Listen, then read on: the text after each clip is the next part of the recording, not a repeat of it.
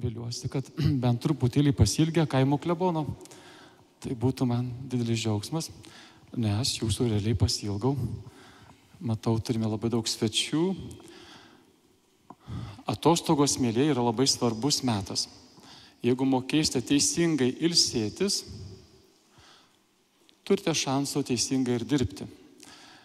Dirbti taip, kad nepavartų jūsų kūnas asilėlis ir neduotų blogų ženklų ir nenutrauktų jūsų darbų. Vasarą visus įpareigoju, kiekvienas skirkite poilsių laiko pakankamai, rimto poilsio.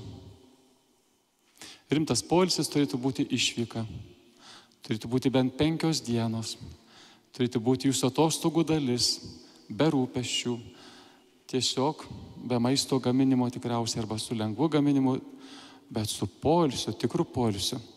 Dievui dėkoju, turėdamas 1 savaitę savo rezervuoto laiko iš savo kaip vadovų mokyklos pareigų, bet čia parapijai, radau vienintelę kelionę, kuri buvo laisva, birželio pabaigoje. Visos buvo užimtos. Islandija. Niekada neplanavau, taigi mano kelionė į Islandiją prieš 2 savaitės. Galiu tik trumpai pasidalinti. Įsivaizduokite, jeigu Lietuvoje būtų dirbama tik 1% žemės, visa kita nedirbama.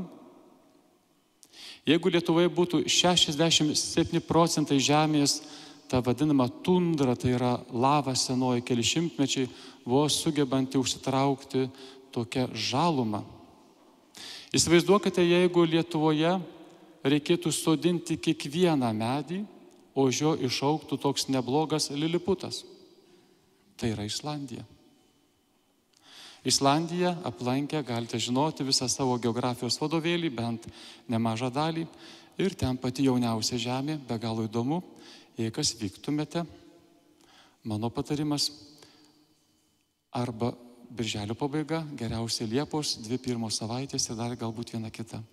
Mano kelionė buvo per Atrask Islandiją ir per draugų kompaniją Gulliverio.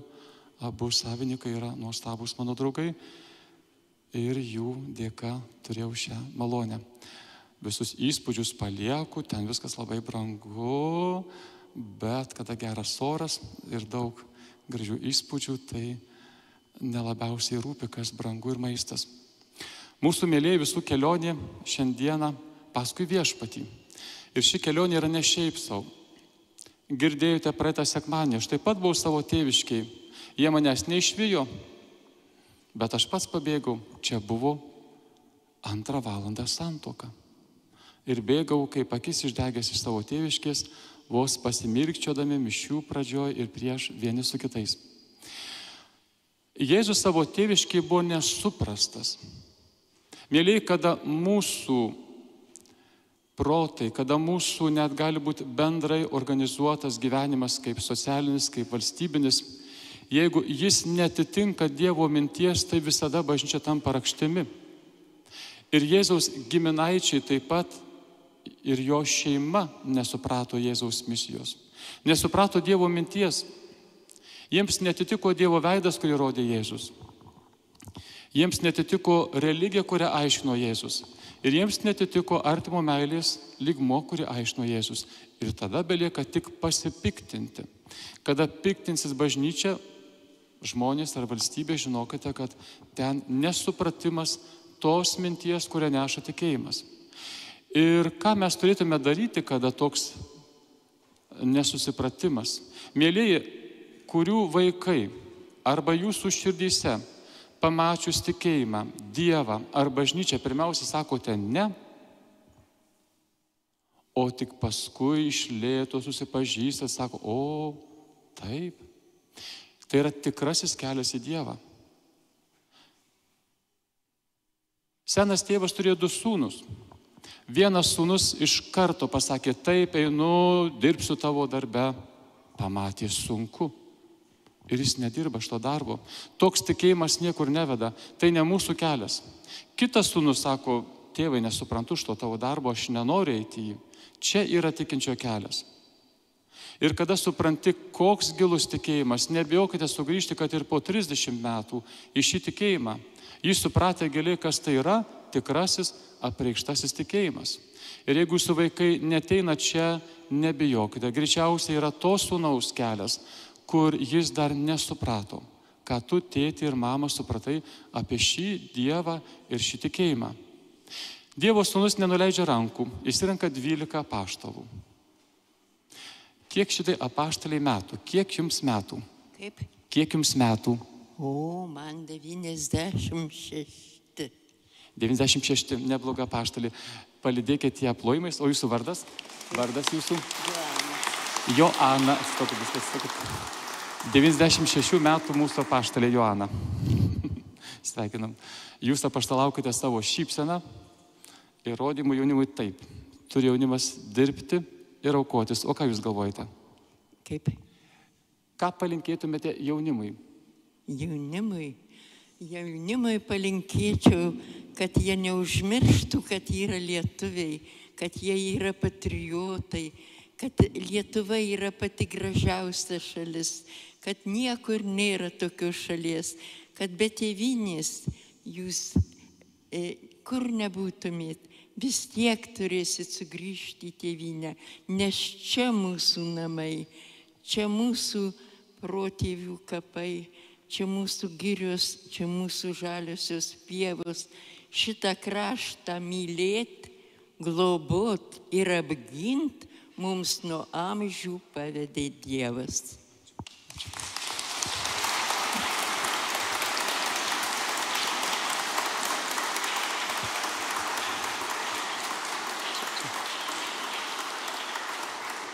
Dėkojame Joanai, 96 metai, už be galo šviesią mintį ir be galo teisingą jūsų patirtį.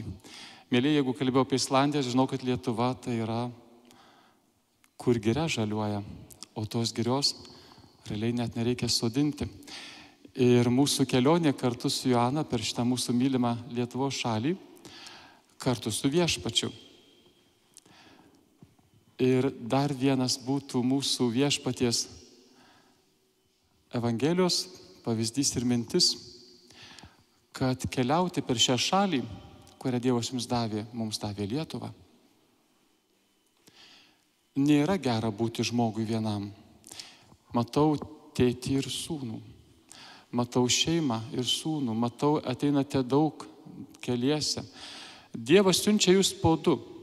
Kada kalbate, mėlieji, apie bažnyčią, nekalbėkite, kad tai yra bažnyčia, tai yra mano bažnyčia. Mano šeima, tai yra mano tėvynė. Ir šie dalykai turi būti jūsų visuomet širdyje apginti ir išsaugoti. Dievas siunčia po du, yra begalė prasmės siųsti po du. Visų pirma, niekada tikintis žmogus nėra vienas. Visa pagarba hinduizmo, budizmo praktikom, aš jums esu minėjęs, teko būti mėnesį drauge su Tibeto vienuoliais. Tai yra didžiulio pasaulio religija, pastangos, kad tavo harmonija sueitų į tam tikrą tašką, kad tavo gyvenimas pasiektų tam tikrą pilnatvę. Krikščionio pastanga negali būti, kad tau vienam būtų gera.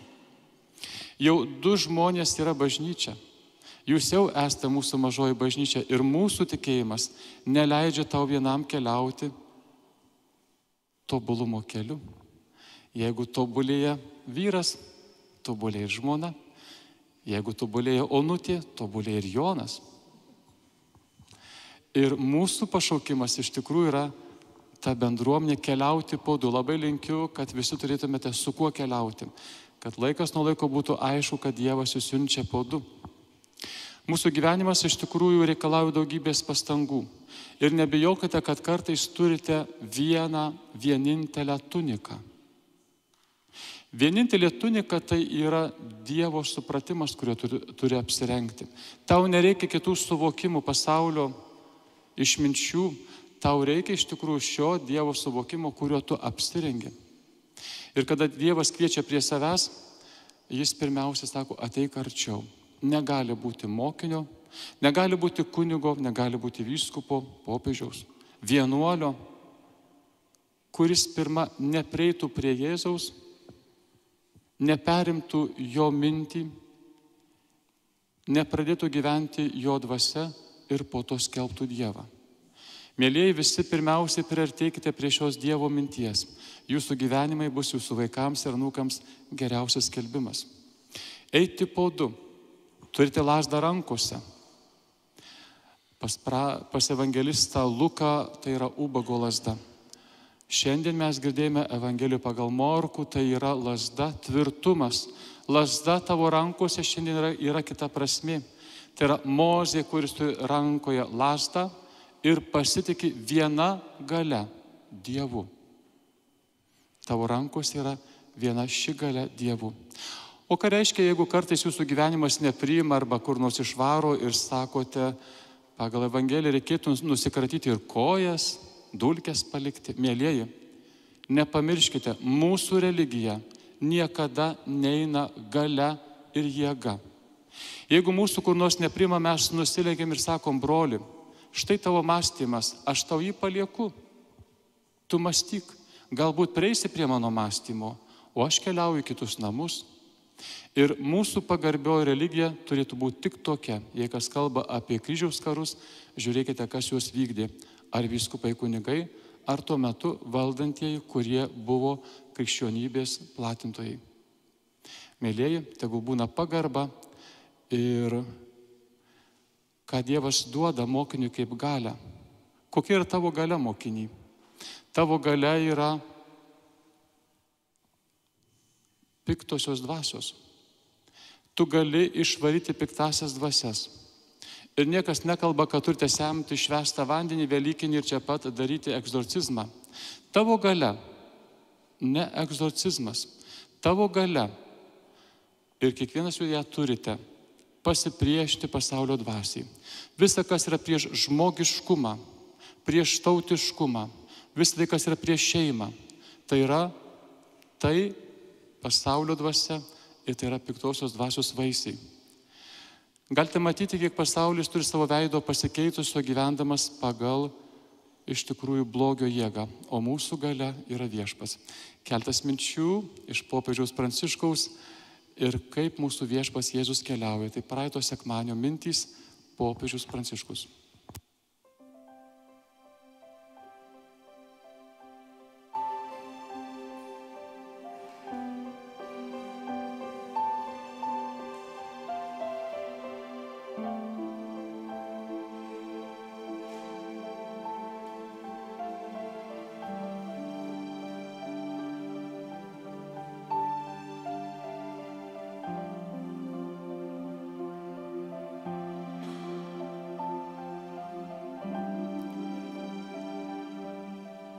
Kad sugrąžintų išsekintom širdims viltį, kad padėtų patiriant kelionės sunkumus, Dievas visada žadino pranašus savo tautos tarpe.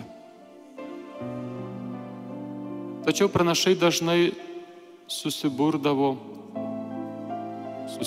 su maištinga tauta, su užsispyrusiais žmonėmis, kietaširdžiais.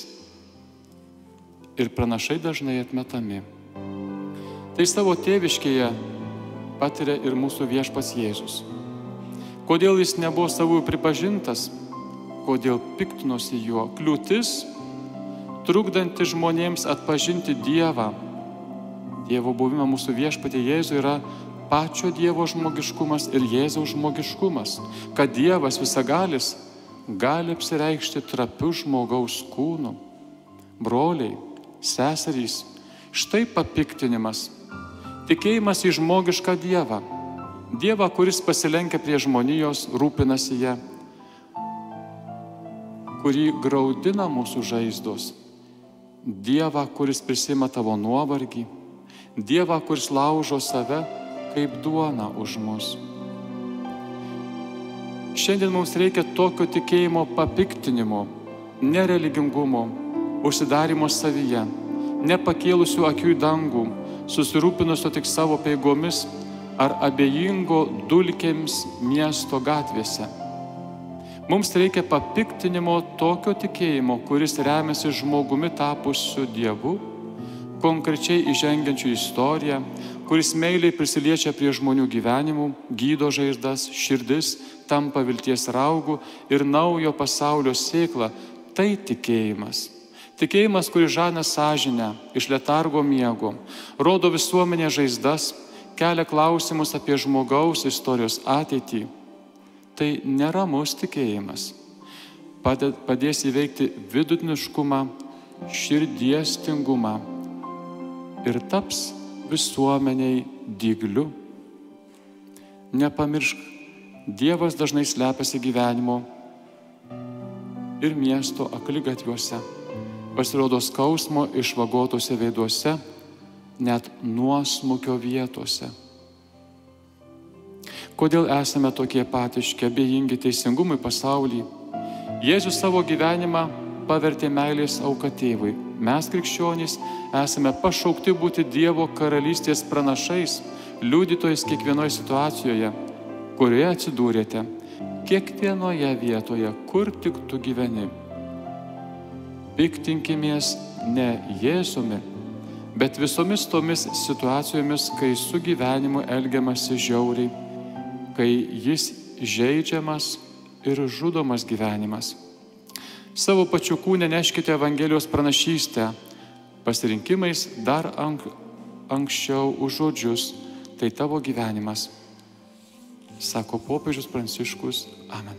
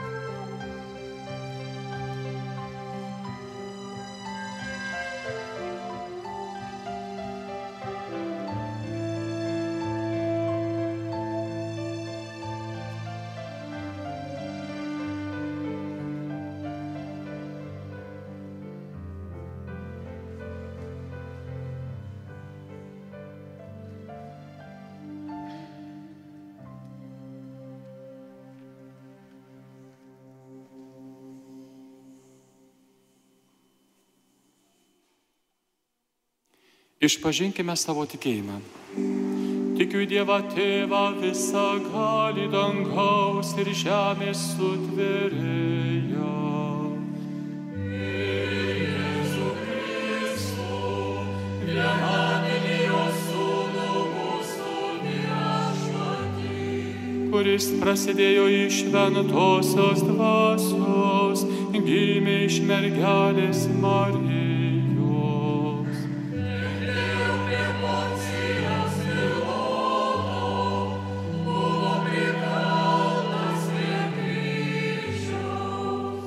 Numiręs ir palaidotas, nužengė į pragarus.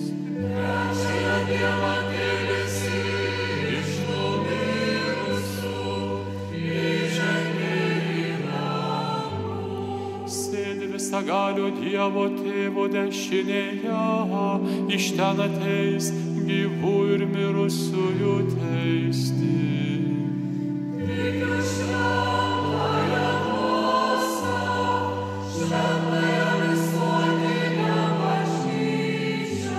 Šventųjų bendravimą, nuodėmių atleidimą.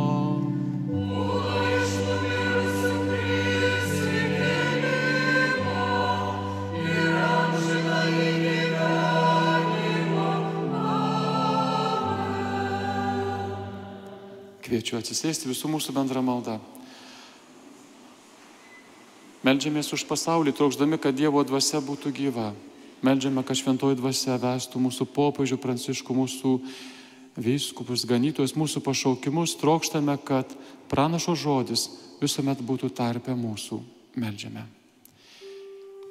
Kyrie eleison.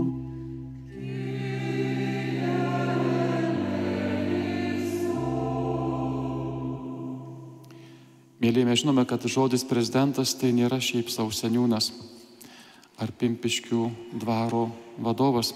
Meldžiame už Lietuvos prezidentą, kuris yra prezidentas, kad vykdytų sąžiningai, dorai tautiečių, tie, kurie laidavo ir rinko jį, pasirinkimus, kad gintų mūsų gyvenimą nuo blogio, nuo pasaulio dvasios, viešpaties dvasios vedamas. Meldžiame už Gitaną Nausėdą.